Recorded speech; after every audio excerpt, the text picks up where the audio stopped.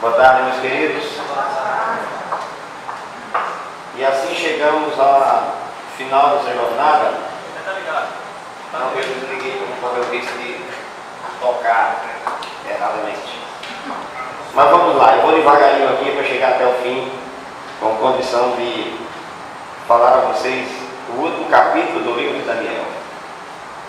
Daniel é tão interessante que, mesmo no último capítulo, ainda se apresenta com um grau de dificuldade de interpretação maior do que quando começou.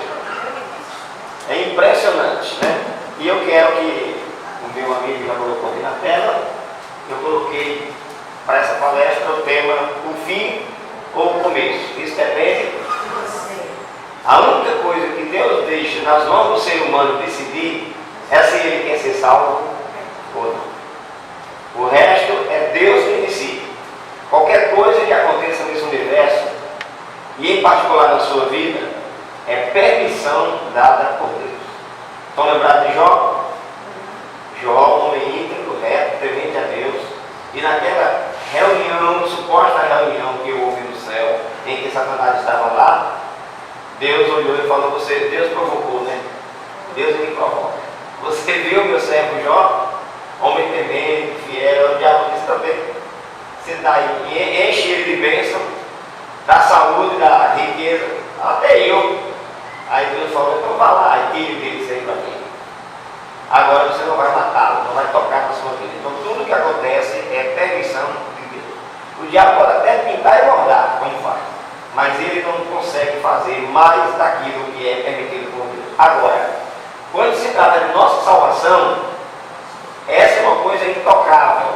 Se você um dia se ajoelhar e disser: Senhor, eu quero pedir que o Senhor, com o seu poder, mude minha decisão, meu livre-arbítrio, e faça como o Senhor quiser fazer. Deus vai olhar lá de cima e dizer: meu filho, está aí uma coisa que eu não posso fazer. Se tem uma coisa que Deus não pode fazer, essa é uma.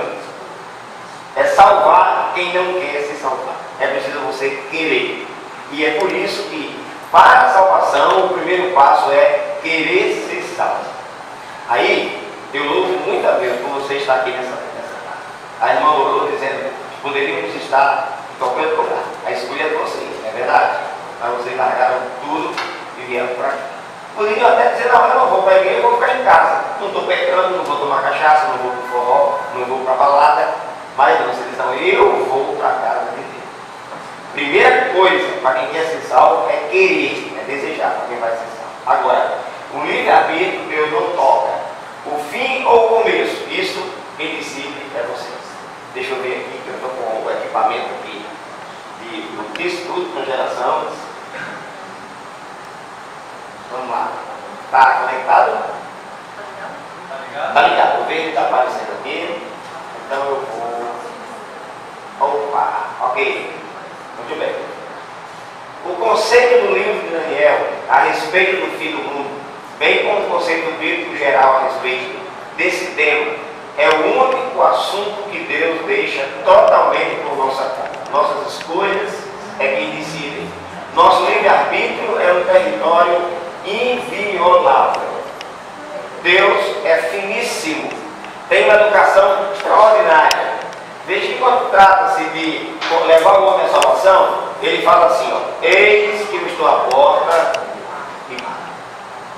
Quem está à porta? Está dentro ou está fora? Está fora, né? Por isso que aqueles que já aceitaram Jesus não tem mais o Espírito Santo por fora, tem o Espírito Santo por dentro. Isso tem apoio bíblico? Tem. No livro de João, quando Jesus estava falando do Consolador, Jesus falou assim: ó, aquele que recebe o Espírito de Deus, ele faz morada nele. Vamos uma olhadinha nisso na internet. Vamos lá. É João. Evangelho de João, capítulo quê? 16. Falei 14, né? A missão do Consolador.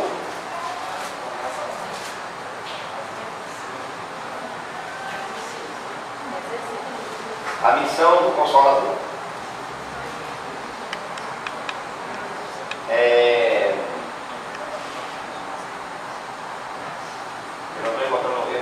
estou sem a minha Bíblia, é uma outra, e aí a gente às vezes fica meio perdido, não vejo exato o que é. Deixa eu ver aqui.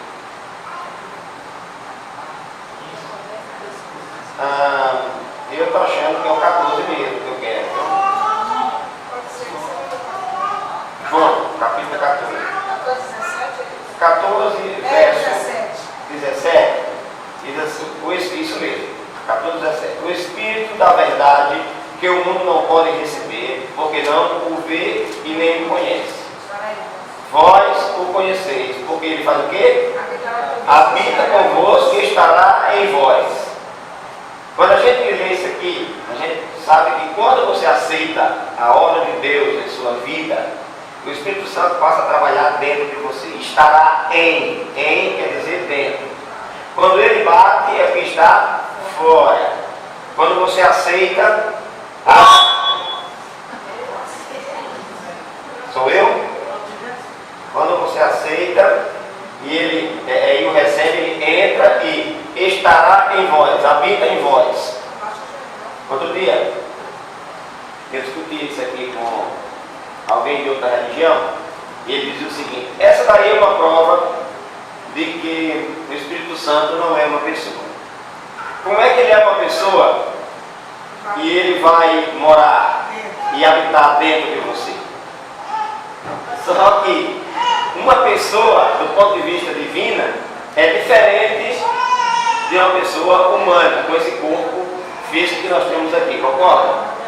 Mas talvez esse argumento não seja utilizado. Eu falei, olha, o Espírito Santo não tem a mesma estrutura que eu e você temos. Então quando ele diz, eu vou habitar em vós, pelo poder dele ele pode fazer isso. Mas se você está achando que o fato de ele ser uma pessoa não pode habitar em você, então eu vou complicar a sua situação. Dê uma olhadinha no versículo 23. Vamos ver se dá para a gente chegar a uma conclusão interessante. Jesus está falando, né? Aí, o verso 17 é o Espírito Santo. E ele não pode habitar em nós porque é uma pessoa. É assim? Então veja o verso 23. Respondeu Jesus: se alguém me ama, guardará o quê? Aí ele diz: eu, Jesus, e meu Pai o amará. E viremos para ele e faremos dele o quê? Então, se o Espírito Santo não pode habitar em você porque é uma pessoa, nem Jesus, nem o Pai, piorou a situação, são três agora. Você entendeu? Então, quando a Bíblia diz que o Espírito Santo habita em nós, ou Deus, o Jesus, ele não vem com a forma física, ele habita dentro de nós. E não tem nada a ver, né? Aí eu falei, veja só a situação que você ficou agora. Se porventura o Espírito Santo não pode habitar porque é uma pessoa, então Jesus e o Pai também não é pessoa. Se ele só habita em você porque é uma força ativa, então o Pai e Jesus também são mais duas forças ativas. E agora? Então vejam, a própria Bíblia, o contexto. Quando você estiver estudando a Bíblia, sempre faça isso. Quando encontrar alguma coisa que deixa um pouco de dúvida, continua lendo, porque o contexto que pode ser imediato, no caso aqui é um contexto imediato, está no mesmo capítulo e alguns versículos na frente. Ou então um contexto remoto, que é em outros capítulos ou em outros livros. Termina fechando e você tem uma compreensão clara e maravilhosa da palavra de Deus. Ok? Então vejam, quando a gente aceita, ele trabalha por dentro. Antes da gente aceitar, ele trabalha por fora. Essa finesse, essa educação do Espírito Santo, chamada livre-arbítrio que ele nos dá, é uma coisa inviolável. Depende de mim e de você. Não adianta nem orar pedindo, Senhor, o Senhor pode entrar, mesmo sem eu deixar. Arrombe a porta. Jesus vai dizer, filho, eu não tenho esse mau costume. Eu preciso que você abra o coração. E não só, o verso seguinte fala assim, ó. Eis que estou à porta e bato. Se alguém ouvir, então, Jesus não só bate, como também chama. Se alguém ouvir a minha voz, né? Então você ir abrir o coração, aí sim, eu não. Então é assim que a salvação acontece. Deus vem ao nosso encontro, bate na porta do nosso coração e a gente então vamos lá. Daniel capítulo 12, verso 2. Vamos olhar aqui aí. 12, 2. Estão com o texto? Muitos dos que dormem no pó da terra ressuscitarão. Eu estou começando no verso 2, porque nós já comentamos no verso 1, falando de Miguel, o grande príncipe, o defensor dos filhos do teu povo, né? Muitos dos que dormem no pó da terra ressuscitarão, uns para a vida eterna e outros. A Bíblia sempre traçou dois tipos de destino para as pessoas que servem e que não servem a Deus. Embora existam muitos grupos, só dois destinos acontecem, né? Muitas religiões, dois destinos. Está aqui: vida eterna ou vergonha e horror eterno. Como já falamos de Apocalipse, Jesus batendo educadamente. Apocalipse 22:17 diz que ele está convidando delicadamente. E Deuteronômio 30, verso 15, sugerindo amoravelmente. Apocalipse 22:15 diz assim: o Espírito e a noiva dizem: vem. Aquele que ouve, diga: vem. E a quem quiser, receba de graça da água da vida. Isso é convidar delicadamente. E o texto de Deuteronômio é uma sugestão. Diz: eis que eu ponho diante de ti a vida e a morte, a bênção e a maldição. Agora eu vou te dar uma sugestão: escolha a vida para que vivas tu e a tua descendência, a tua casa. Então, Deuteronômio é sugerindo amoravelmente. Então vamos lá, espera lá. Ao estudar com profundidade a Bíblia, concluímos que não há espaço para eleição predestinada.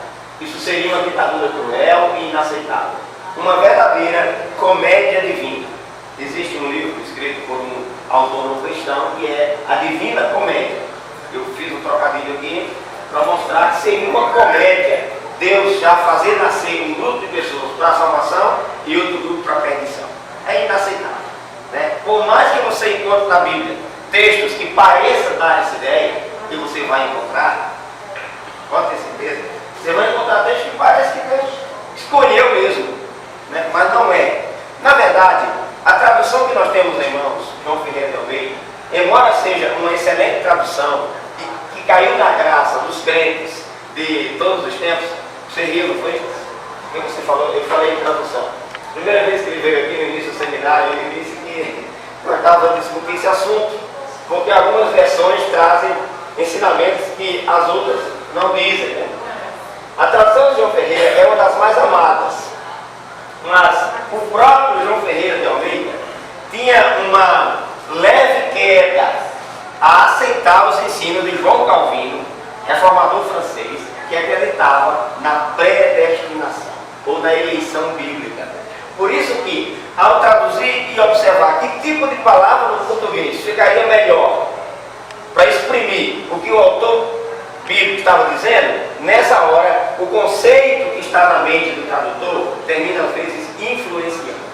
Você entendeu? Agora, irmão, você pergunta: e o que é que faz a diferença para mim saber a realidade? O contexto. Continua estudando, compara aquela declaração com as centenas que tem sobre esse assunto. Porque a Bíblia tem uma linha geral em tudo que é doutrina. A linha geral vai do Gênesis ao Apocalipse. No meio, pode ser que tenha viés que faça você pensar contrário a ela. Mas você pega esse viés e submete ao contexto geral. Quando eu expliquei isso aqui na chácara, eu vou dar essa explicação para vocês aqui também. Veja. Discutindo com outra pessoa, minha vida é discutir, né, com os tempos. Percebeu que eu falo muito? Toda semana eu tenho uma novidade. Mas é que isso palpita, né? É a minha vida. Lá no meu escritório eu trabalho com produtos naturais e tem crente de tudo que é religião. Tudo aí, chegam lá e termina vez por outra a Bíblia começando a ser comentada. Só tem uma coisa que eu não gosto, é que quando chegam adventistas e fica falando mal dos outros. Aí eu peço para encerrar a conversa, né?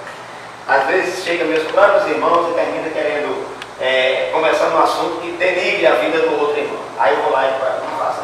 Ou então, como no caso de um irmão que chegou e começou a falar mal de outra religião, sendo que um dos meus vendedores que estava lá era dessa religião. Aí eu falei: não faz assim não. Isso aí complica até a minha vida, eu preciso vender. Se você falar mal da religião do cara, ele vai embora, não compra. Eu passo fome. Então, não faz isso. Fora isso aí, e quando o assunto coloca em risco alguma doutrina da palavra de Deus, que eu sei que aí não, até eu entro na discussão. Aí até eu caio para dentro, né? Mas discutindo esse assunto com alguém, a pessoa falou: irmão, o senhor disse que o homem morre nem vai para o céu, nem para o inferno, nem para o purgatório, nem para lugar nenhum, fica aguardando da ressurreição. Falei, não, eu não. Está na Bíblia. Aí citei e li para ele 2 Tessalonicenses 4, 1 Tessalonicenses 4, 16. Porquanto o Senhor mesmo, dada a sua palavra de ordem, ouvindo a voz do arcanjo, ressoada a trombeta de Deus, descerá do céu. E os mortos em Cristo, não sou eu, está aqui na Bíblia. Aí disse, por que Paulo falou assim? Eu prefiro morrer e estar com Cristo. Como é? Não faz sentido. Como é que ele diz morrer e estar com Cristo? É como se fosse uma coisa imediata. Aí eu falei, preste atenção. Vamos para a linha geral.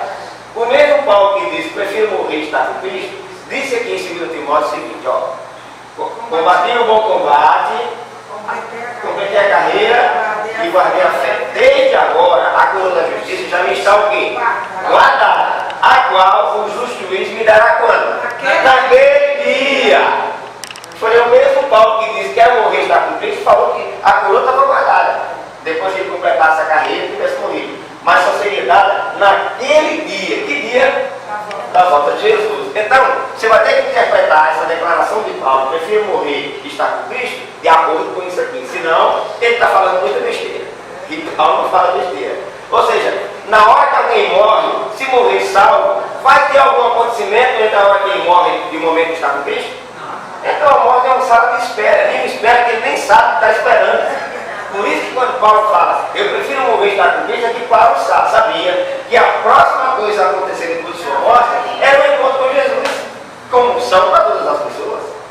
Você entendeu? Aí você então interpreta. Né? Da mesma forma são os textos que falam de predestinação, que parece ser predestinado. Deus escolheu você para ser salvo. Mas Deus escolheu eu e meu vizinho. Será que escolheu para morrer? Não. É porque na hora que você aceita Deus, meu amigo, você faz cumprimento daquilo que Deus intencionou para você, ser salvo. Deus escolheu todo mundo. Quando você vai ler a Bíblia sobre a volta de Cristo, sobre a salvação, você fala. Tito diz assim, ele morreu por todos. Pedro, ele não voltou ainda para que todos cheguem ao arrependimento. Todos. Então, esse é o plano de Deus, escolheu todos para se salvar, mas ele depende da escolha individual de cada um, ok? Se alguém fosse escolhido para salvar e outro para ser perdido, seria o que a gente chama de comédia divina, ok? Daniel 12, verso 4, vamos lá? Você está no 2, né? 12, 4. Tu, porém, Daniel, encerra as palavras e sela o livro. Até que tempo? Ao tempo do fim. Muitos o esquadrinharão e o saber? Ok. Então, pergunta. Quando começou o tempo do fim? Porque ele disse, ó, sela o livro, encerra até o tempo do fim. Tá? Vamos para a resposta? 12, versos 5 ao 10. O próprio Daniel vai respondendo, né?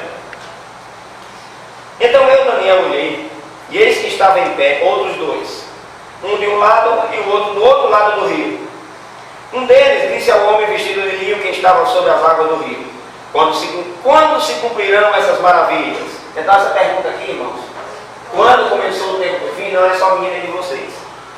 Na visão de Daniel, já havia 2 anjos conversando, e um pergunta, quando é que vão se cumprir essas maravilhas? Pergunta não é nossa, é bíblica. Aí verso 7, ouvi o homem vestido de linho que estava sobre as águas do rio, quando levantou a mão direita e a esquerda ao céu e jurou por aquele que vive eternamente, que isso seria depois de um tempo, 2 tempos e metade de um tempo. E quando se acabar a destruição do poder do povo santo, estas coisas se cumprirão. Continua. Eu ouvi, porém não entendi. Então eu disse, meu Senhor, qual será o fim dessas coisas? Perceberam aqui o grau de dificuldade que o profeta estava envolvido? Mesmo depois da explicação, ele não entendeu. E não entendeu porque a explicação foi superficial. Então, o que significa então um tempo, 2 tempos, metade de um tempo? Não dava para entender. Mas sabe, irmãos, Deus já havia dito para Daniel que nem tudo que ele deveria escrever no seu livro, ele iria entender. E não iria entender pelo simples motivo que estava reservado para quem vivesse no tempo do fim. O profeta não entendeu tudo. Isso aqui mostra mais uma vez a inspiração sagrada, que não foi nenhum homem que quis escrever. Como é que Daniel ia escrever uma coisa que nem ele mesmo estava entendendo? Como é que ia deixar uma escritura, uma declaração que ele não havia ainda compreendido? Mas como não se trata de um livro comum, como não se trata de um desejo humano, é a voz do Espírito Santo, então o Espírito Santo diz e as pessoas obedecem, mesmo que não compreendam. É muito interessante que não é só esse assunto aqui de um tempo, 2 tempos, metade de um tempo. O assunto dos 2.300 anos, também Daniel não ia ter compreensão. E volta comigo a página da Bíblia e veja para quando é que deveria ser entendido. Capítulo 8, por gentileza. Quando o anjo terminou de falar dos 2.300 anos, no verso 14, olha só que coisa interessante. 8,14. Já estudamos aqui. Ele me disse até 2.300 tardes e manhãs e o santuário será purificado. Interessante que o período de 1.260 anos, ou de um tempo, 2 tempos e metade do tempo, está dentro do período dos 2.300 anos. Olha o que ele disse aqui, ó. Veja comigo, por gentileza, o versículo 26, na verdade.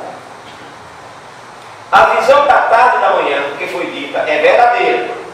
Tu, porém, preserva a visão, porque se refere a onde? Dias muito distantes. Mas dia muito distante ainda fica meio impreciso. Volta a olhar para o verso 17, agora. 17. Veio, pois, para perto de onde eu estava. Ao chegar ele, fiquei amedrontado. E prostrei-me com o rosto em terra, mas ele me disse: entende, filho do homem, pois esta visão se refere a onde? Tempo do fim. Da mesma expressão usada no capítulo 12, também foi usada aqui antes. Daniel não ia compreender. E aqui nós começamos lendo de que ele deveria selar o livro. Sele o livro. Aqui, ó, encerra as palavras no verso 4 e sela o livro até ao tempo do fim. Quando Deus mandou Daniel selar, é porque ele não tem condição de compreender, nem ele nem ninguém, a não ser que ele vivesse no tempo do fim, que seria depois de um tempo, 2 tempos e metade de um tempo, ou seja, 3 tempos e meio. Um tempo mais 2 faz 3, e mais metade, 3 tempos e meio. Esse mesmo período aí é o mesmo período profético de Daniel 7:25. Não, nesse caso aqui, 7:25 diz: proferirá palavras com o Altíssimo, magoará os santos do Altíssimo, cuidará de mudar os tempos e a lei. E o santuário será entregue por um tempo, 2 tempos e metade. O mesmo período, tá? Esse tempo aqui era o tempo em que o poder religioso que ia perseguir o povo de Deus estaria reinando de forma suprema. Isso chama-se supremacia papal. Aqui, 1260 anos. Veja que Apocalipse 12 também fala da mesma assunto. Vamos uma olhadinha lá? Daniel e Apocalipse, como sempre, intimamente ligados. Intimamente ligados. Capítulo 12. Leia o verso 1, depois o verso 6, para a gente ganhar tempo. Não, o mesmo período de tempo você tem aí escrito de várias maneiras. 12:1.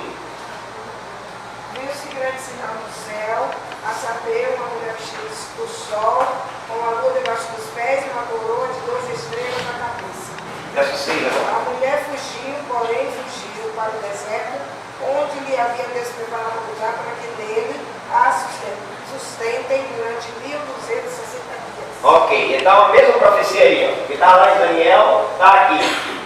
João viu uma mulher, símbolo na igreja, e essa mulher tem sido levada para o deserto para ser sustentada por 1260 dias, que são 1260 anos, como aqui nós já estudamos, né? Ok, esses 1260 anos, que um tempo, 2 tempos, metade de um tempo, significa a mesma coisa. Querem dar uma olhadinha nisso aí? Eu acho que eu não coloquei o slide com esse ensinamento. Mas um tempo quer dizer 1 ano. Quer ver isso na Bíblia? Bora. Depois de volta, deixa o dedo aí no Apocalipse. Vamos para a Bíblia. Veja aí Daniel, por favor, para a gente fazer essa interpretação. No capítulo 11, no versículo 13. Daniel 11, verso 13. Estava escolhendo o melhor dos versos aqui, o verso 13. Porque o rei do norte tornará e porá em campo multidão maior do que a primeira. E ao cabo de tempos, isto é, estão lendo? De anos, ao cabo de tempos, isto é, de anos, virá à pressa com grande exército e abundante provisões. Então, tempo na Bíblia quer dizer o quê? Anos, no plural, perceberam? Quantos dias tem o ano? Aqui, no nosso tempo, 365. Os judeus, 360. Os judeus, irmãos, eles tinham um ano baseado no calendário lunar, que variava de 29 a 30 dias. O nosso aqui é 30 e 31, com exceção de fevereiro, que a cada 4 anos tem o quê? 29. Fora disso, 28. Ano bissexto. Ano bissexto. Então vejam, lá era baseado no calendário lunar, 29 e 30 dias. Sabe o que acontecia? Depois de 3 anos assim, com o mês tendo apenas 29 dias ou 30, no final de 3 anos ficavam faltando 30 dias para se igualar com o calendário do Ocidente, o solar. Aí, para que pudesse ficar equiparado com o calendário de todos os povos, e o de Roma, que sempre, dos outros povos dominantes, de Roma especialmente, a cada 3 anos os judeus colocavam um mês a mais. O último mês do calendário judeu era Adar. A cada 3 anos tinha Ve-Adar.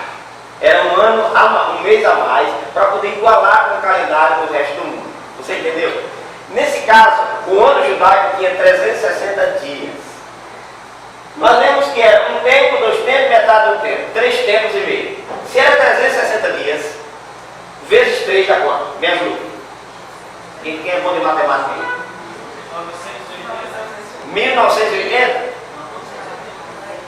3 vezes 360. 1980?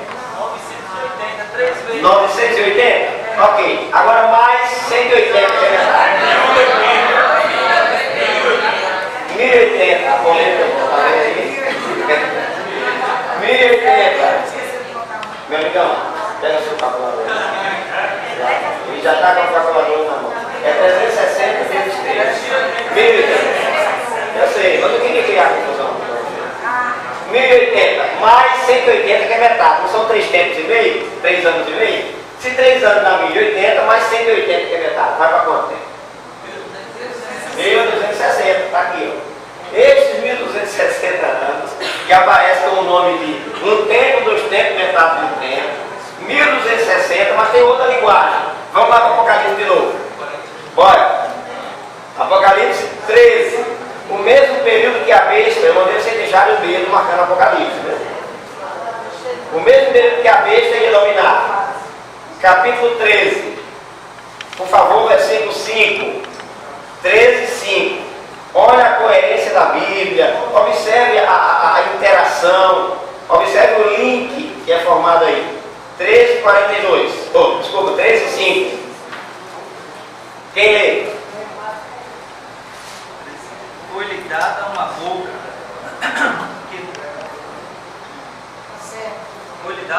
que proferia arrogâncias e blasfêmias, e autoridade para agir 42 meses. Pronto, agora pegue seu calculador de novo. 42 meses. 42 vezes 300 vezes 30, no geral. 42 vezes 30.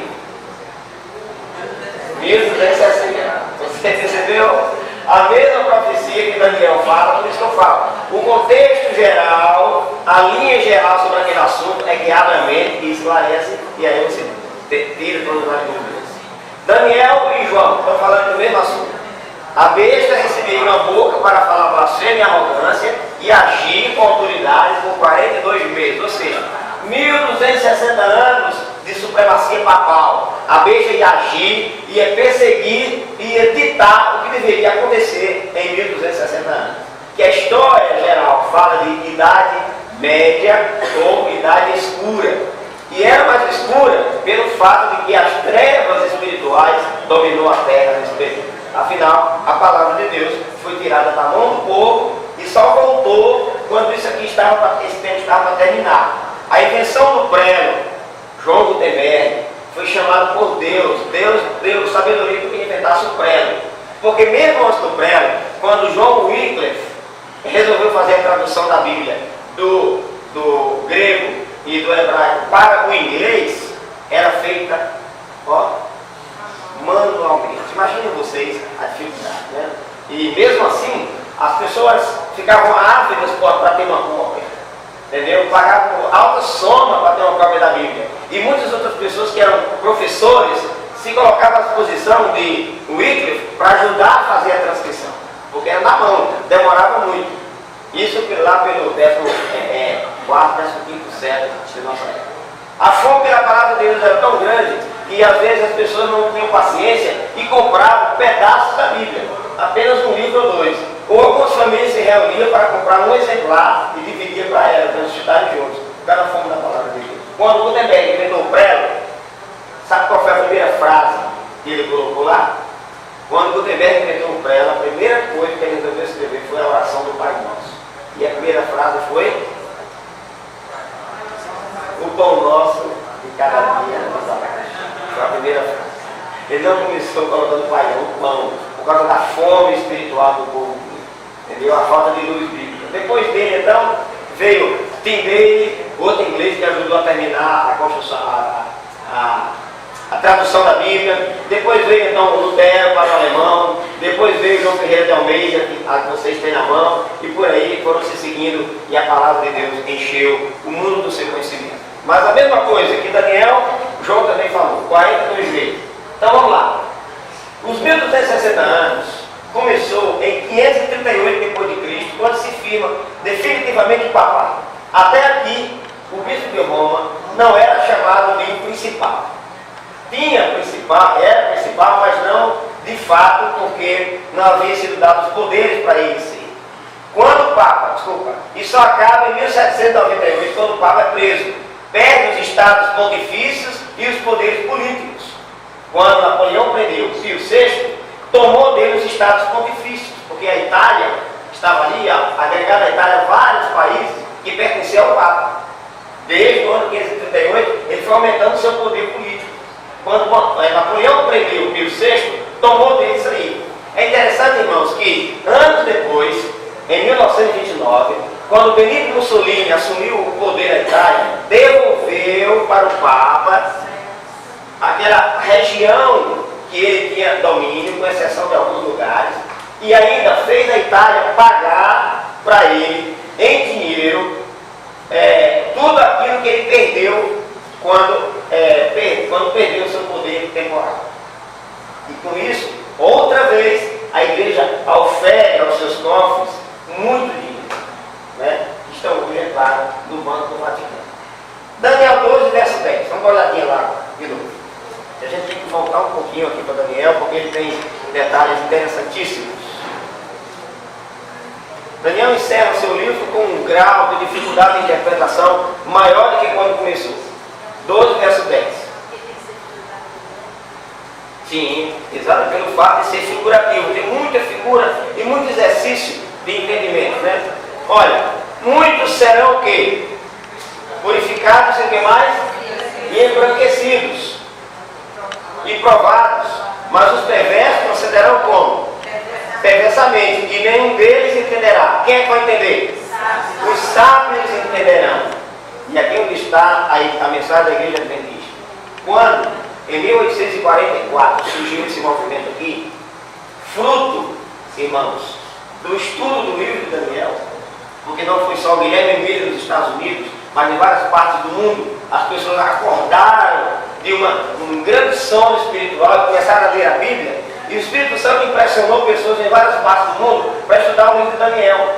Porque como nós lemos aqui no verso 4, por favor, veja de novo, verso 4. Tu, porém, Daniel, encerra as palavras e encerra o livro até o tempo do fim. Muitos o esquadrinharão. E o saber? Esquadrinhar quer dizer estudar quadro por quadro, minuciosamente.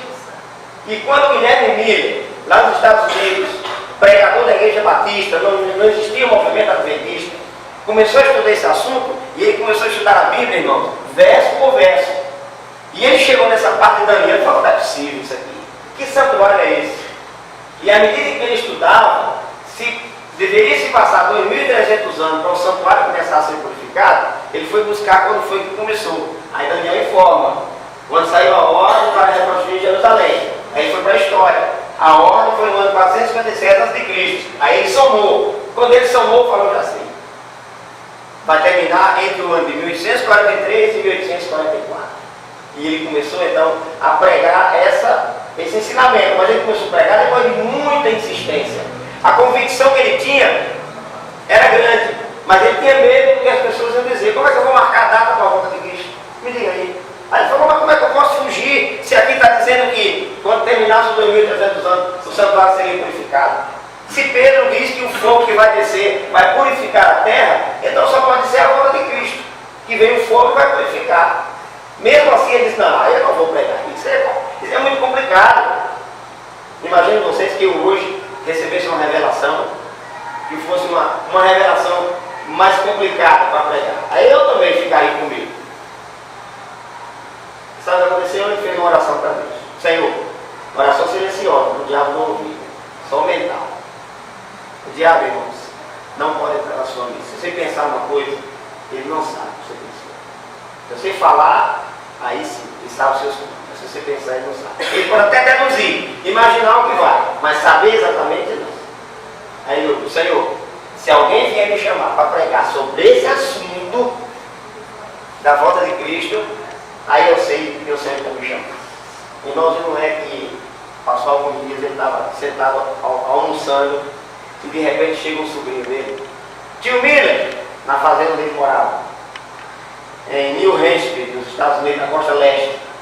Tio Miller, o papai disse que a igreja está sem pregador nesse domingo, na escola dominical. É batista. E mandou convidar o senhor para pregar. Tio Miller, pregue sobre a volta de Cristo. E ele largou o prato em cima da mesa, saiu e disse: nada é possível. Não pode acontecer isso. Mas eu prometi que se alguém vier chamar, ele ia pregar sobre esse assunto. Ele começou em 1816 a pregar sobre esse assunto lentamente, e que Jesus ia voltar em 1843 ou 1844. Irmãos, era tão convincente a pregação de Miller que centenas de milhares se uniram ao movimento milerita. Não era adventista, era milerita. Começaram a acreditar. Metodistas se apressavam ao batismo. Eu acho que eu tenho aí, cadê o meu tio? O tio me deixou na mão, você assume aí? Eu queria sair daqui agora um pouquinho e ir para outro tema e colocar um gráfico que eu fiz ontem para explicar na igreja da chácara. Vá aqui, por favor, para Filipe. Aí, Filipe. Reforma protestante. Terceiro, o protesto acabou. Agora vai adiante aqui para o quadro que está mais embaixo aqui. Você vê nessa setinha aqui, dá uma subida aqui. Aqui. Dá uma subidinha aí. Ué? Aqui. Esse quadro aqui. Ampliei. Agora, deixa eu ver se eu volto, senão os irmãos não vão. Amplia, por favor. Se você ampliar, melhor. Agora não tem jeito. Vai ter que passar até chegar lá. Vem aqui, ó. Por favor.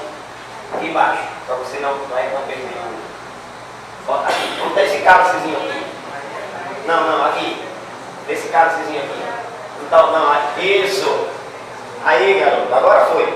Vamos lá. Reforma protestante, século XVI, 1517. O ideal de Deus era que, a partir daí, toda a luz da verdade que foi lançada por terra pudesse ser o quê? Restaurada, erguida, restabelecida. Toda a verdade, tá? Não era só a justiça pela fé, eram as demais coisas que haviam sido lançadas por terra. Agora preste atenção ao que acontece. Desculpa aqui, vamos lá. 3 grupos principais surgiram da reforma protestante. Observe. Luteranos, calvinistas e anglicanos. Surgiram outros, mas aqui são os 3 ramos principais. Então vamos lá. Dos calvinistas surgiu a igreja o quê? Presbiteriana, que até hoje crê que uma vez salvo, salvo para sempre. Tá? Aceitou Jesus, está salvo, pode bagunçar, fazer o que quiser, está salvo. Isso aí não está na Bíblia, né? Como já falamos aqui. Presbiteriano. Surgiu também quem? A igreja congregacional, os congregacionais surgiram dos calvinistas. Os anglicanos deram origem à conexão cristã, que nos Estados Unidos era muito forte em 1844. José Bates, Tiago White e outros fundadores do movimento adventista faziam parte da conexão cristã. O nome já indica o que aconteceu. Várias igrejas se uniram, igreja evangélica, e formou a conexão cristã. Entenderam porque o nome, né? Várias igrejas se uniram e formou uma conexão. O grupo dessa igreja aqui não acreditava que o Espírito Santo era Deus. Por isso esse problema da trindade que veio culturalmente dentro da igreja adventista, é porque quando eles foram pesquisar, descobriram que essas pessoas aqui também não acreditavam. Só que o movimento estava surgindo ainda.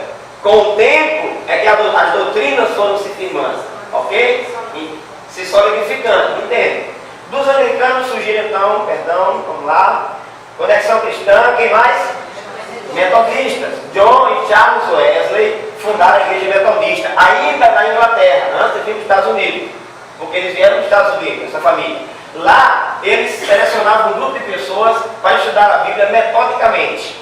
Aí foram apelidados de, não foram eles que deram esse nome, foram apelidados de metodistas. Hoje, a igreja continua com o nome de Igreja Metodista Wesleyana, com referência a John Wesley. E também os anglicanos deram origem a quem mais? Os batistas. E, por sua vez, os presbiterianos, congregacionais, conexão cristã, metodista, batista do sétimo dia, formou a base da igreja adventista do sétimo dia, quando ela surgiu depois de 1844. Entendeu? Essas pessoas dessas religiões afluíram para aqui, mesmo no período que Guilherme Miller estava pregando.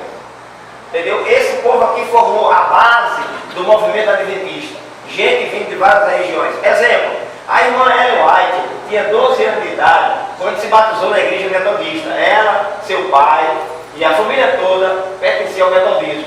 Só que aos 17 anos de idade, quando eles ouviram Guilherme Miller pregar sobre a volta de Cristo em 1844, disseram: não, é verdade, está aí tudo comprovado. Vamos ser desse movimento. E aí aderiram ao movimento. Aí o pastor da igreja metodista falou: vocês vão continuar lá? Vamos, então vão ser eliminados. Eliminou o nome da família inteira do livro da igreja metodista. Você entendeu? Já um mês antes, uma senhora chamada Raquel Watts, batista do sétimo dia, também acreditou que Jesus ia voltar. Desculpa, um mês antes, não, alguns anos antes. Um mês antes deu um outro incidente interessante. Aí ela se uniu ao movimento milerita, que não era ainda adventista, era milerita, não tinha esse nome ainda. E quando ela chegou lá, ela falou: vocês aqui não guardam o sábado, mas a Bíblia manda guardar o sábado, da igreja batista. Aí o pastor Frederico Willer, o primeiro milerita a guardar o sábado, falou: que conversa é essa, irmã?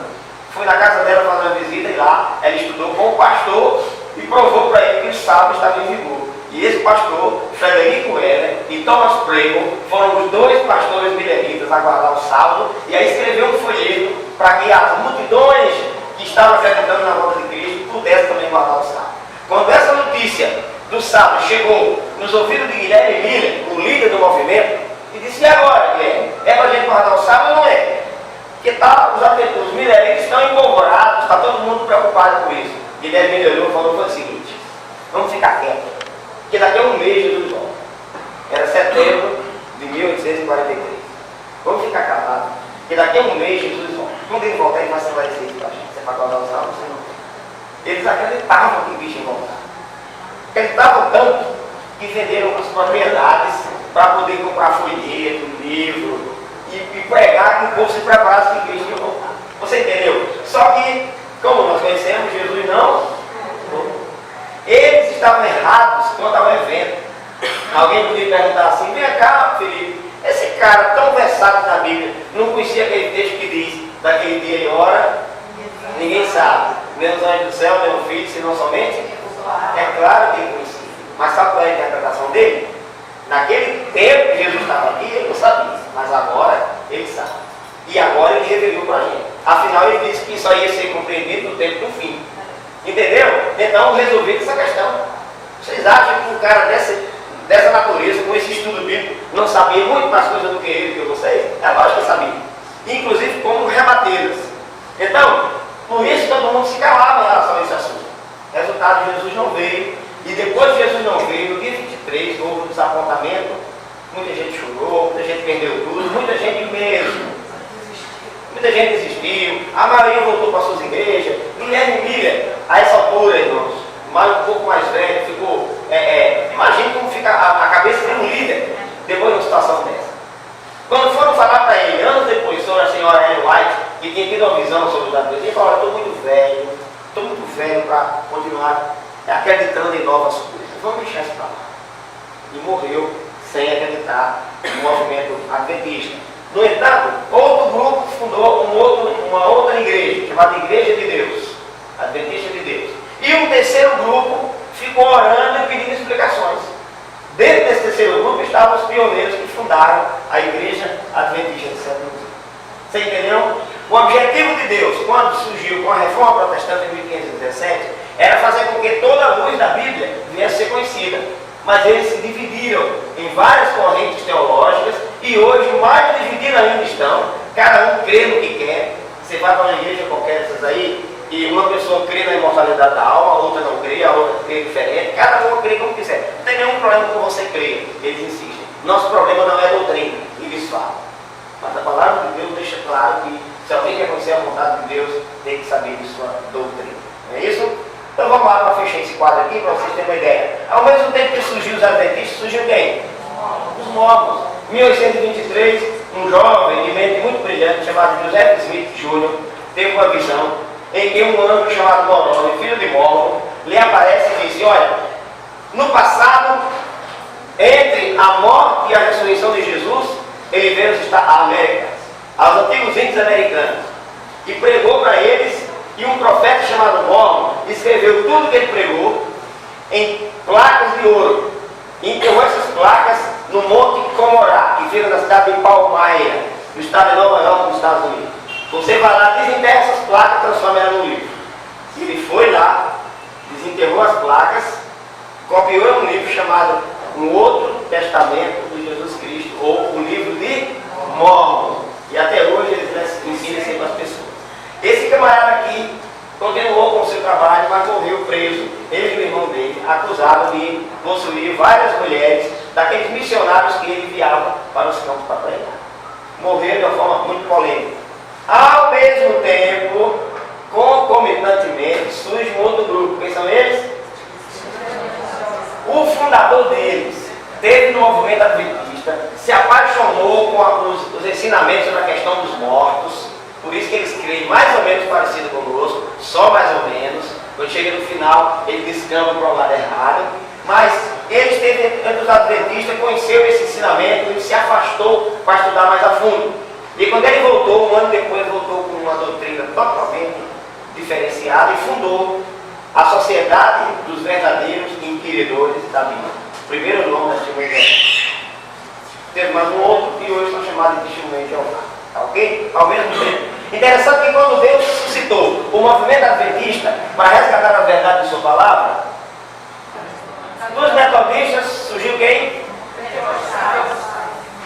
Lá nos Estados Unidos, no final do século XIX, Charles Parham, pastor metodista, recebe de uma de suas alunas a imposição de mãos, e quando ela faz uma oração forte na cabeça dele, a oração de Santo Antônio pequenino, ela recebe uma espécie de emoção grande e começa a falar uma língua estranha que ninguém entende. E ele diz que isso era o sinal de que a pessoa foi batizada pela segunda vez com o batismo de quê? Do Espírito Santo. E não é. Aí surge o movimento pentecostal. Esse movimento estendeu-se aqui para o Brasil, cujos principais condutores dele foi, primeiro, lá em Belém do Pará. Depois, dividiu-se, o fundador da congregação era amigo do fundador da Assembleia, ele veio para São Paulo, no bairro do Braz, fundou a congregação cristã no Brasil. Depois, Davi Miranda, a igreja desamou. Depois, a igreja do Evangelho quadrangular. Principais ramos, tem outros, mas aqui estão os principais representantes do movimento pentecostal no Brasil. Desse movimento pentecostal, surge mais para cá perto da gente já o movimento do quê?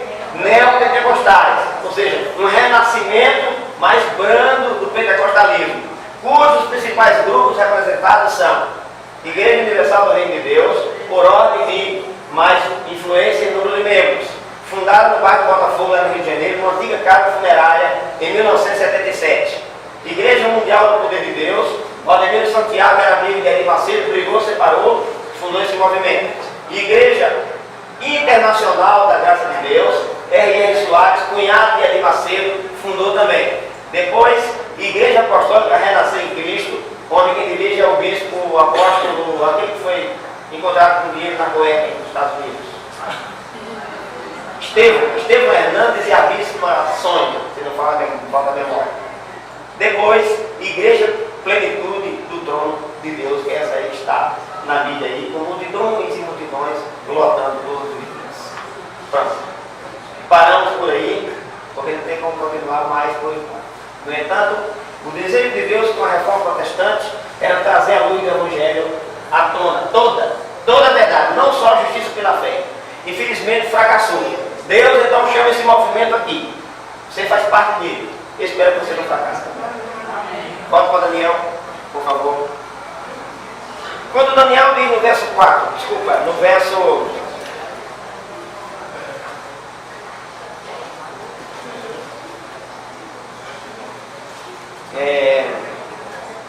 no verso 2: muitos dos que dormem no pó da terra ressuscitarão, uns para a vida eterna e outros para a vergonha e horror eterno.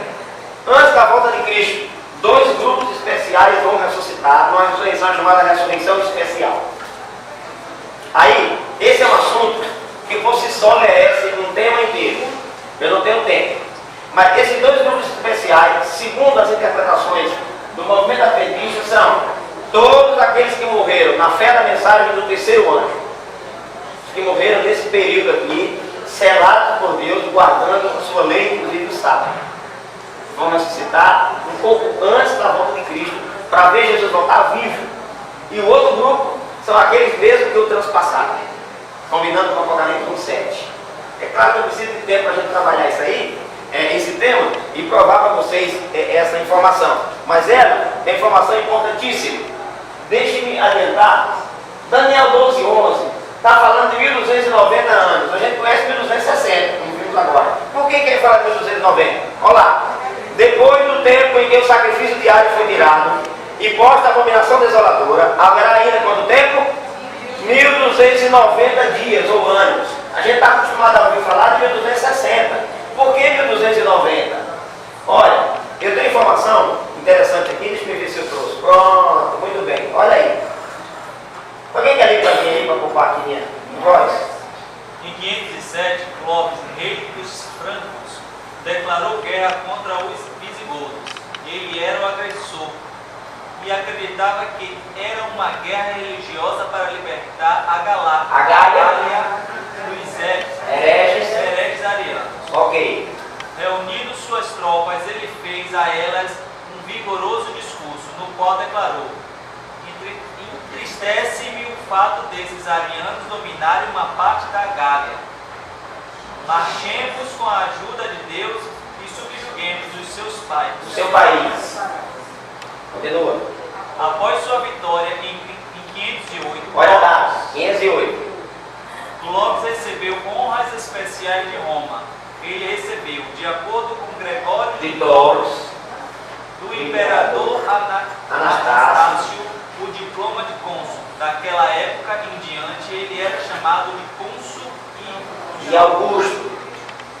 O concílio de Orleans havia sancionado essa aliança, reconhecendo a Clóvis como o protetor da igreja, cujas isenções ele confirmou nesse mesmo concílio. O Papa já havia escrito a ele: o Senhor proveu as necessidades da igreja por lhe conceder como defensor um príncipe armado com um capacete da salvação. Sejais sempre para ela uma coroa de ferro, e ela te concederá a vitória para os teus inimigos. Ok, nesse caso, 508, quando Clóvis derrotou os visigodos, e a igreja, o papado, viu isso à mão de Deus, dizendo que ele é o protetor da igreja. Os visigodos eram o último reino ariano, que não queria que o Papa fosse o cabeça visível da igreja, não aceitava essa ideia do papado dominar. Quando Clóvis assumiu o trono e derrotou os visigodos, grupo que faz parte dos ostrogodos do sul. Aí isso foi 508. Olha o que aconteceu. Recuamos 30 anos, que somados aos 1260, entendemos o que diz Daniel quando falou: haverá ainda 1290. No ano 508, de fato se consumou essa ideia, mas ela só veio tornar-se pública, escrita e declarada em 538, quando Justiniano faz o Código de Direitos Civis. Entendeu? No ano 538, Justiniano declara, escreve e torna lei a ideia de que o Papa é o cabeça visível da Igreja Cristã e o corretor dos hereges. Antes disso, 30 anos, Clóvis já dá toda a condição disso acontecer, destruindo o último reino que não concordava com essa ideia, no caso dos visigodos. Por isso que Daniel fala em 1290. Tanto 1290 como 1260 termina na mesma data de 1798, quando o Papa é preso. Agora veja o verso 12. O verso 11 falou de 1290, porque recuou 30 anos na história. Mas o verso 12 diz: bem-aventurado o que chega até quanto? 1335 dias ou 1335 anos. Vamos lá. 1335 dias ou anos, profeticamente falando. Se os 1290 dias anos terminaram em 1798, se você acrescentar mais 45 anos, chegamos a 1843, 1844 mais ou menos. Você entendeu porque Daniel disse bem-aventurado aquele que chega até 1335 anos? E onde são esses 45 anos? Aqui, entre o verso 11 e 12. O 11 falou 1290. E o verso 12, bem-aventurado que espere e chega até 1335. 1290 para 1335, 45 anos, correto? Então veja o que aconteceu. Chegamos ao período em que começa o juízo investigativo e a restauração das verdades, antes jogada por terra e agora promulgada pelo movimento adventista, que começou aqui, entre 1843 e 1844. Você percebeu por que Daniel disse bem-aventurado que chega até lá? Depois do fim, do tempo do fim, que terminou em 1798, concluindo os 1260 e 1290 anos, Daniel fala: feliz é aquele que chega a 1335, ou seja, 45 anos depois. Quando exatamente você soma a 1798, você chega a essa data maravilhosa. Sim?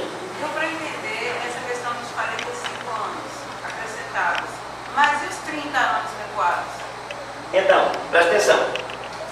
Teoricamente falando, 538 é a data em que o Papa é declarado o cabeça. Declarando ele o cabeça, ele pode fazer o que quiser. Cabeça não é quem comanda. Só que isso, 538, com Justiniano. Só que antes de Justiniano, 30 anos antes, em 508, Clóvis, o rei dos francos, derrota o último reino que era contra o Papa ser o cabeça. Um reino chamado Ariano. Os arianos é aquele grupo descendente de Ario que não acreditava na Trindade. Entende? Até aquele tempo existia. E era um grupo cristão, mas não acreditava na Trindade. E era contra essa ideia de ter um governo central, a igreja. E eles faziam guerras políticas para isso não acontecer. Mas Clóvis, rei dos francos, se converte ao cristianismo, levanta a espada, reúne um exército e derruba o principal reino que atrapalhava esse plano do papado. Entendeu? E isso se deu em 508. Quando ele derruba isso aí em 508, recuou 30 anos dos 538. Por isso que Daniel fala em 1290. Daniel falava aqui nos acontecimentos de fato, 508. Os acontecimentos declarados já antes, com toda a condição, é 538. Entendeu? Então por isso 1290 dias no finalzinho do livro. Eu falei, Daniel chega ao seu final complicando ainda as coisas. Por isso ele é um livro fantástico.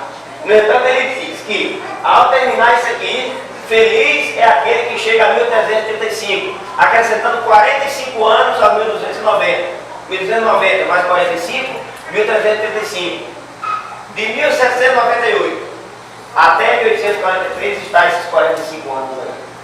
Ele está dizendo o seguinte: feliz aquele que chega ao início desse movimento, porque ele sente, ele percebe, ele compreende tudo aquilo que Deus havia reservado para essa última geração, de que Daniel não foi capaz de compreender, porque ele disse: encerre, feche, Só no fim do tempo é que isso vai ser entendido.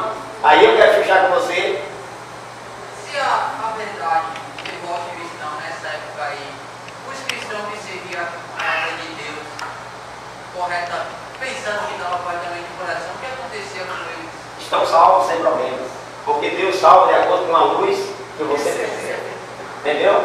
Jesus falou assim, ó, a quem muito se dá, muito será cobrado. Entendeu? Então assim, você é julgado de acordo com o grau de conhecimento que você tem. Por exemplo, se você sair dessa porta aqui e não se bater amanhã, você está lascado. Você está conhecendo que muita gente aí fora não conhece. Entendeu? Eu vou completar esse pensamento. Você entendeu, né? Resposta? Deus, ele julga com equidade. Sabe o que é equidade? Equidade é mais do que justiça. Equidade é o seguinte, é dar a condição que quem está lá embaixo vir para o mesmo patamar de quem está lá em cima. Levando em conta tudo que aconteceu com aquela pessoa. Percebe? Todos aqueles que morreram até esse período, e mesmo que morrem hoje, porque essa mensagem aqui, verdadeira que está na Bíblia, nem todo mundo tem acesso. Mas Deus vai ajudar ele de acordo com o conhecimento que ele tem, com a sinceridade do coração. Entendeu? Agora é lógico, na vida eterna, lá certamente vamos conhecer tudo aquilo que não foi possível conhecer aqui na terra. Entendeu? Aí eu quero fechar esse tema, esse assunto, esse livro, lendo com vocês Apocalipse capítulo 10, para mostrar o que aconteceu com Guilherme Miller e o que aconteceu com a igreja adventista em 1844, quando Jesus não voltou. Até isso estava profetizado na Bíblia. Eu tenho aqui 4 minutinhos para encerrar, viu? Capítulo 10 de Apocalipse. Olha o que diz o subtítulo aí. Na sua Bíblia está escrito o quê? João e o livrinho. Na sua está assim também? Ok, presta atenção. Vi outro anjo forte descendo do céu, envolto em nuvem, com um arco-íris por cima de sua cabeça. O rosto era como o sol e as pernas como o quê? Essa é a descrição de Jesus Cristo. Né? Essa mesma descrição está em outras partes da Bíblia. É Jesus aqui. E tinha na mão um livrinho. Olha aí o livrinho. Qual foi o livrinho que tinha sido selado? Isso aí você entendido no tempo do fim, irmão? Daniel. O anjo aqui, que é Jesus, tinha na mão um livrinho. Não é um livro, porque a Bíblia toda é um livro. Um livro só do livro da Bíblia é um livrinho pequeno. Preste atenção. E bradou, verso 3, em grande voz como um leão que ruge. Quando bradou, desferiram os 7 trovões suas próprias vozes. Olha o verso 4. Logo que falaram os 7 trovões, eu, no caso aí João, ia escrever. Mas ouvi uma voz do céu dizendo, guarda em segredo as coisas que os 7 trovões falaram, não as escreveu. João nem escreveu, porque nem João ia compreender. Era para o meu tempo e para o seu. Isso aqui não tinha nada a ver com João nem com Daniel. Não escreva não. Você entendeu, mas não escreva. Olha o que ele diz logo em seguida. Então o anjo que vi, em pé sobre o mar e sobre a terra, levantou a mão direita para o céu e jurou por aquele que vive pelos séculos dos séculos, e que criou o céu, a terra, o mar e tudo quanto deles existe, jurou dizendo o seguinte, não haverá mais o quê? Demora. Olha só, viu? Mas nos dias da voz do 7º anjo, quando ele estiver para tocar a trombeta, não é quando ele tocar, quando ele estiver para tocar, cumprir-se-á então o mistério de Deus, segundo ele anunciou a quem? Os profetas, inclusive Daniel. O mistério de que ia surgir aqui, ó, um movimento que ia restaurar a verdade. Quer ver só a prova disso? Você continua lendo. Diz assim, versículo 8. A voz que eu ouvi vinda do céu estava de novo falando comigo, dizendo, vai, toma o quê? O livro, que é o livrinho, que se acha aberta na mão do anjo, que está com um pé sobre o mar e outro sobre a terra. Fui, pois, ao anjo, dizendo que me desse o livrinho. Então ele me falou, toma-o, faz o quê? Devora, devorar aí o quê, irmão? Ler, entender, comer. Essa expressão aqui, devorar, não é nova aqui não. Jeremias fala isso também, vocês sabem, né? No capítulo 15, verso 16 de Jeremias, ele recebe a mesma ordem, para devorar um livro, tá? Jeremias 15, 16. Se quiser anotar para ver depois, você vê. 15, 16. Vamos lá.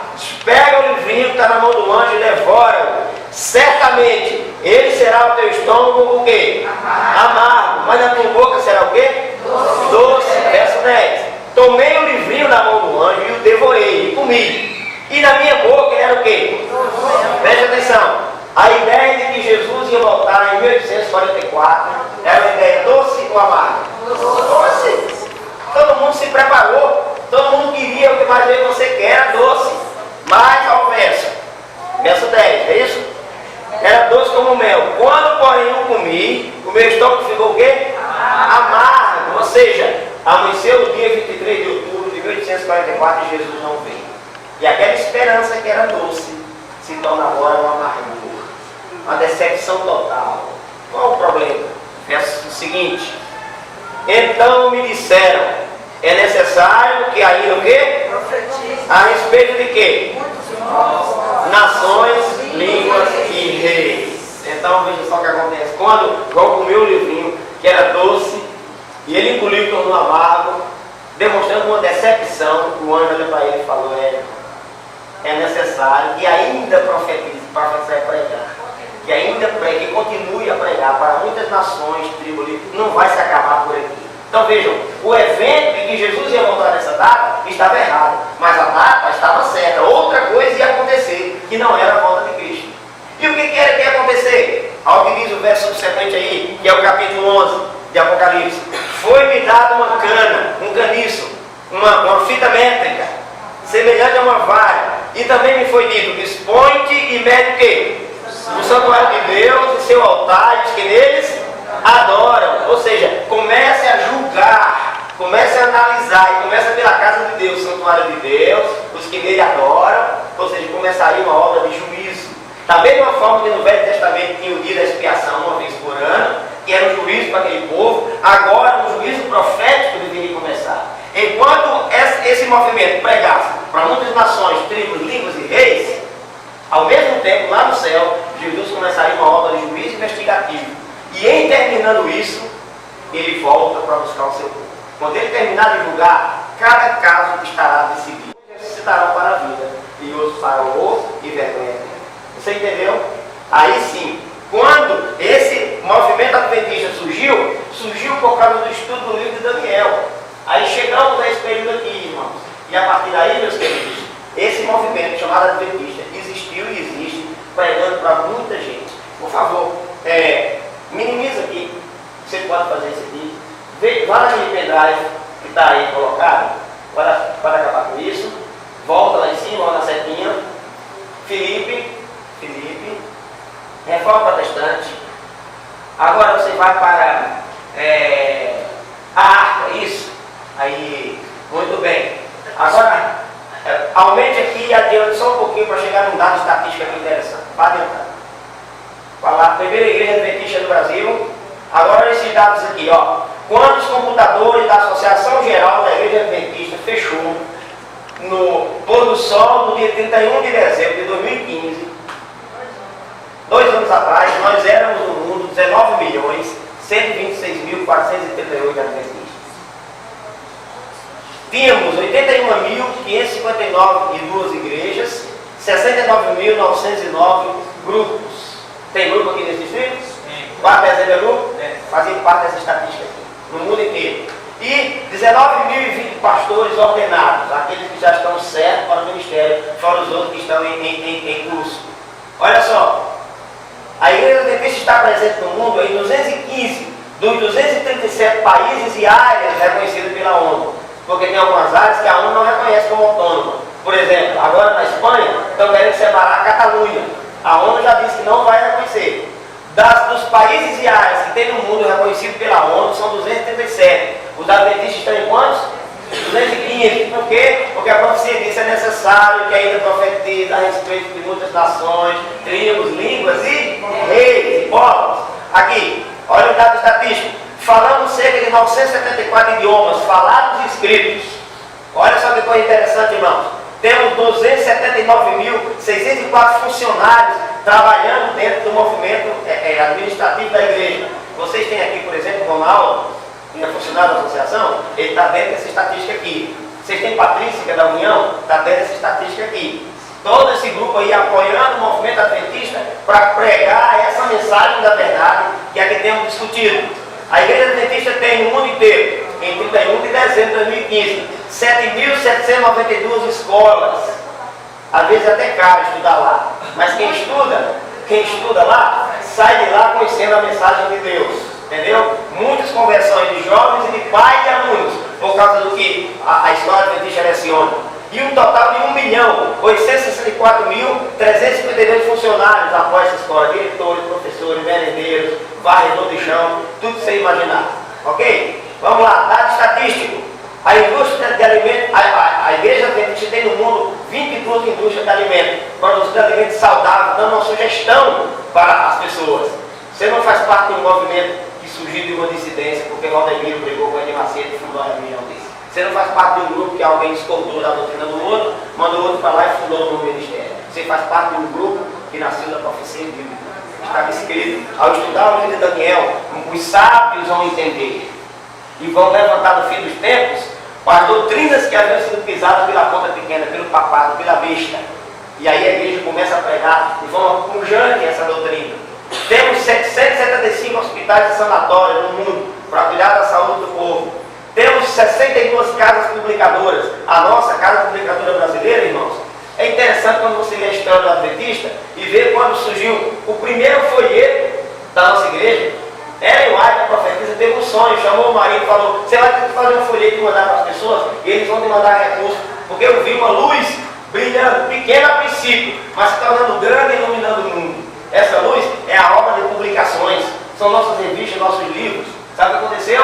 Nesse ano ele trabalhou colhendo feno, ganhou $62, pegou todo esse dinheiro, levou no prego, mandou imprimir um folheto chamado A Verdade Presente, que falava sobre o sábado e sobre a volta de Cristo, que é o nome dessa igreja, Adventista do Sétimo Dia. 2 assuntos. Ele mandou isso aí pelo correio, o dinheiro começou a chegar, ele imprimiu mais. Sabe o que acontece hoje? Temos 62 casas publicadoras, e dessa aqui, lá em São Paulo, em Tatuí, todo dia saem caminhões cheios de lição, Bíblia, livro, folheto, para iluminar esse país e outros da América do Sul com a verdade presente.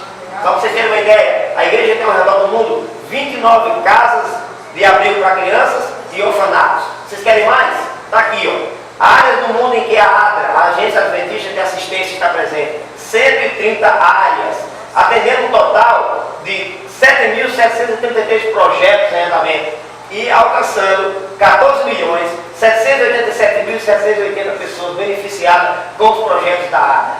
Querido irmão, a igreja de Deus, grande ou pequena, como essa que vocês estão vendo aí, a Central de Curitiba, ou pequena como a nossa aqui, que não é tão grande, ou então a sua, que é menor que essa ainda, tem a mesma mensagem. Se você chegar hoje lá na África e tiver um pregador como eu pregando sobre esse assunto, vai estar falando exatamente a mesma coisa que eu estou falando para você. Se amanhã você chegar no Japão e for para a igreja do Japão, vai ter a mesma mensagem, porque a unidade doutrinária, os adventistas tiraram de onde? Não é o que um homem acha, é o que está. Senhor, fortaleça o teu. Te mantenha nesse caminho, porque logo a gente vai se encontrar na nova igreja. Acabou.